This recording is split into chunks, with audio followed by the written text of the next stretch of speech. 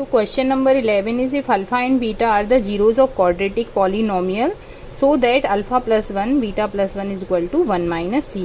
ये हमें alpha plus 1 और बीटा प्लस 1 को 1 माइनस सी के इक्वल दिखाना है। तो सबसे पहले हमें जो पॉलिनोमियल दिया है वो हम लिखेंगे F X is equal to x square minus P X plus 1 minus का सी। अब जो हम अल्फ़ा प्लस इसके हम जीरोज़ ले लेंगे, लेट जीरोज़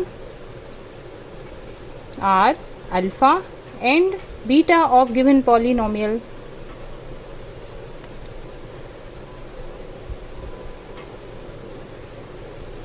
तो सबसे पहले जो हमें पॉलिनोमियल दिया है उसमें हमें एक्स स्क्वायर का कोफिशिएंट चाहिए, एक्स का चाहिए। अब यहाँ पे p के साथ x भी है और 1 भी है, तो पहले हम ये ब्रैकेट ओपन करेंगे इसे a x square plus b x plus c के फॉर्म में बनाने के लिए। A x is equal to x square minus P x minus p minus c. अब ये जो कांस्टेंट टर्म है ये आपकी सी की वैल्यू हो गई, ये बी की वैल्यू हो गई और इसके साथ जो 1 मल्टीप्लाई में है सो ए की वैल्यू हो गई।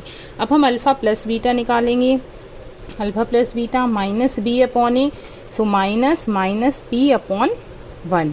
सो ये हो गया आपका p और अल्फ़ा इंटू बीटा क्या होगा c upon a. So c की वैल्यू क्या है माइनस पी माइनस सी अपॉन 1।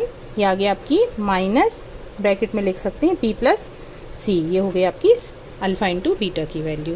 अब जो हमें कंडीशन दी है वो लिख लेंगे हम, alpha plus 1 beta plus 1 is equal to 1 minus C. Bracket को ओपन करेंगे तो क्या हो जाएगा अल्फ़ा बीटा प्लस अल्फ़ा 1 का बीटा में करेंगे सो प्लस बीटा और 1 का 1 में करेंगे so plus 1 is equal to 1 minus C.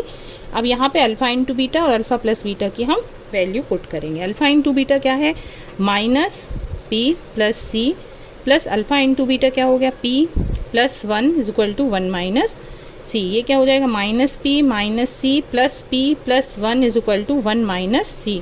p से p क्रॉस हो गया, आपके पास क्या बचा minus c plus 1 is equal to 1 minus c. तो इसे हम ऐसा लिख सकते हैं 1 minus c is equal to 1 minus C.